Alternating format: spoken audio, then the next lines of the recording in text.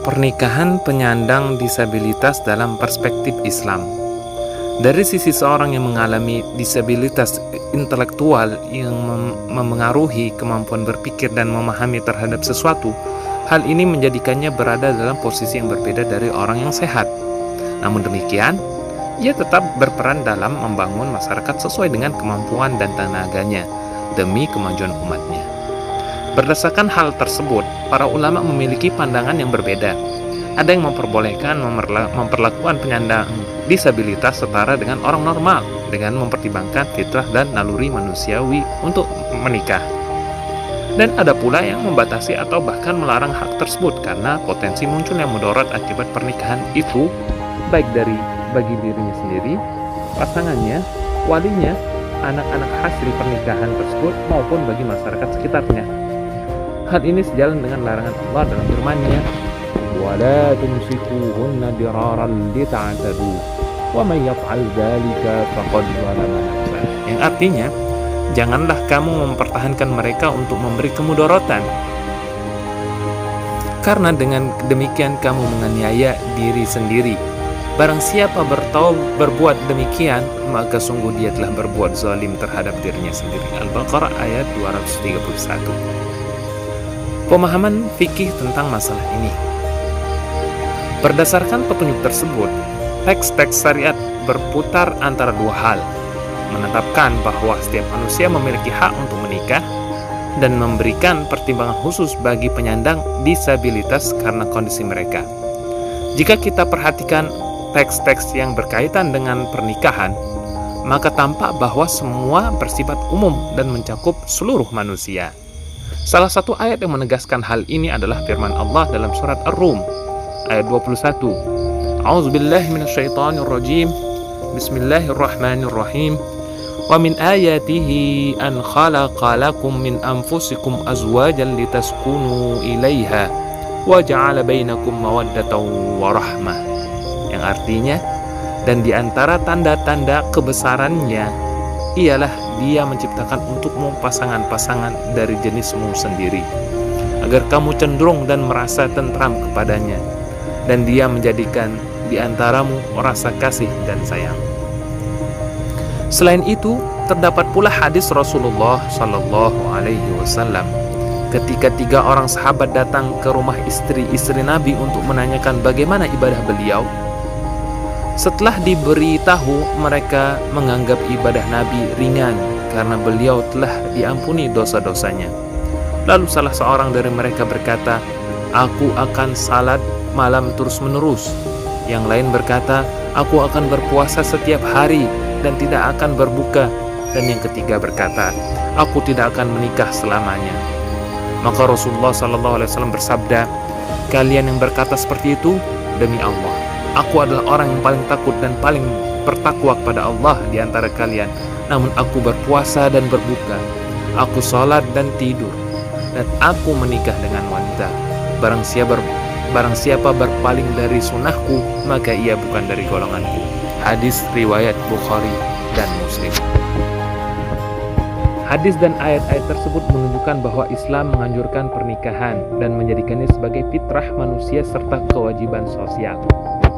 Pernikahan merupakan pondasi masyarakat dan sarana untuk melestarikan keturunan manusia. Oleh karena itu, tidak boleh seorang dihalangi dari haknya untuk menikah, karena itu berarti meniadakan hak yang telah ditetapkan oleh syariat dan mengabaikan keberadaannya sebagai manusia. Pernikahan adalah institusi yang disepakati oleh seluruh masyarakat sebagai cara terbaik untuk melanjutkan keturunan dan mengatur hubungan yang sehat antara laki-laki dan perempuan. Dalam pandangan fikih, tidak ada perbedaan antara orang sehat dan penyandang disabilitas dalam hukum pernikahan. Para fuqaha ahli fikih tidak membedakan keduanya dalam hal kelayakan untuk menikah. Hukum pernikahan, sebagaimana dijelaskan oleh para ulama, dapat berkisar antara wajib, sunnah, makruh, haram, atau mubah, tergantung pada keadaan dan kemampuan masing-masing individu, baik dia sehat maupun memiliki keterbatasan. Pembagian hukum pernikahan bagi penyandang disabilitas dalam pandangan fikih. Pembagian hukum pernikahan tersebut pada dasarnya didasarkan pada pertimbangan sosial fisik, ekonomi, serta aspek hak dan keadilan. Semua hal itu berpusat pada faktor biologis, naluri, finansial, serta keadilan dalam keluarga dan masyarakat, yang secara alami berbeda antara satu individu dan lainnya, bahkan di antara kerabat terdekat sekalipun. Karena itu, sesuai dengan ada atau tidaknya faktor-faktor pendukung tersebut, maka hukum pernikahan dapat berubah antara wajib, sunnah, makruh, haram, atau mubah, sebagaimana telah dijelaskan dalam hukum-hukum taklifi sebelumnya. Di sisi lain, para ulama fikih memberikan ketentuan khusus bagi penyandang disabilitas yang menyesuaikan dengan jenis dan tingkat keterbatasannya. Mereka misalnya membolehkan pernikahan bagi orang gila dan orang yang kurang waras melalui wali mujbir, yaitu wali yang memiliki wewenang untuk menikahkan seseorang tanpa izin langsung dari yang bersangkutan. Jenis perwalian ini diterapkan kepada anak kecil, orang gila, dan orang dengan gangguan intelektual, karena mereka termasuk penyandang disabilitas mental yang tidak mampu membuat keputusan sendiri. Sementara itu, disabilitas fisik tidak selalu menjadi penghalang bagi seorang untuk menjalankan hak-haknya dalam kehidupan sosial, termasuk hak untuk menikah. Berbeda dengan disabilitas mental, jika seorang dalam kondisi sehat jasmani dan rohani, maka hak memilih pasangan hidup dilakukan secara langsung oleh dirinya sendiri, wilayah al-ikhtiyar. Namun bagi yang mengalami disabilitas mental, hak tersebut dijalankan oleh walinya melalui wilayah ijbar demi menjaga kemaslahatan dan kepentingan orang yang berada di bawah perwaliannya. Pandangan fikih tentang pernikahan penyandang disabilitas. Dalam kitab-kitab fikih, para ulama menjelaskan bahwa orang yang memiliki gangguan mental tetap diperbolehkan menikah sebagaimana disebut dalam mazhab Imam Hambali. Adapun wanita yang gila, maka semua walinya boleh menikahkannya apabila terlihat darinya kecenderungan dengan laki-laki, karena ia juga memiliki kebutuhan terhadap pernikahan untuk menolak bahaya syahwat, menjaga diri dari perbuatan keji, mendapatkan mahar, nafkah, serta kehormatan diri. Maka pernikahan baginya diperbolehkan. Kecenderungannya kepada laki-laki dapat diketahui melalui perbuatannya, perilakunya terhadap laki-laki, atau tanda-tanda lainnya. Jika seorang ahli medis yang terpercaya atau dua orang jika memungkinkan menyatakan bahwa penyakitnya bisa membaik dengan menikah, maka wali berhak menikahkannya karena hal itu termasuk kemaslahatan terbesar baginya, seperti halnya pengobatan.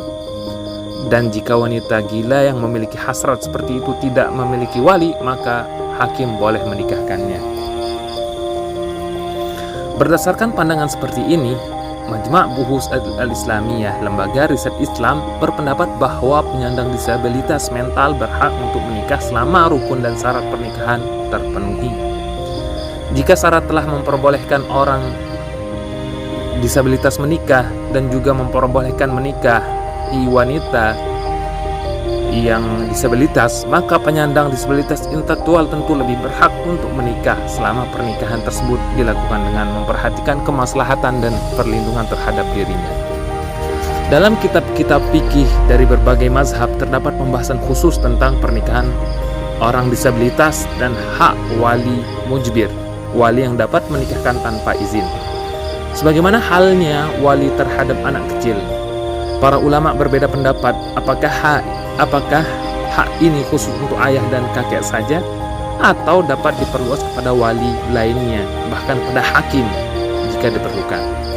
Semua pandangan ini bertujuan untuk menjaga kemaslahatan orang yang memiliki syahwat dan kebutuhan emosional yang sama seperti manusia lainnya, bahkan lebih membutuhkan perhatian dan perlindungan karena kondisi khususnya.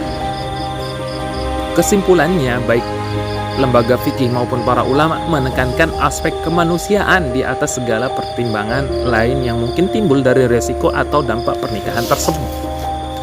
Mereka juga mewajibkan wali dari orang yang mengalami gangguan mental untuk menjaga, mengurus dan memenuhi kebutuhan nalurinya secara manusiawi dengan cara selamat dan sesuai dengan ketentuan syariat. teks-teks khusus menurut kondisi mental penyandang disabilitas. Rasulullah SAW bersabda, pena atau catatan dosa dan pahala diangkat dari 3 golongan.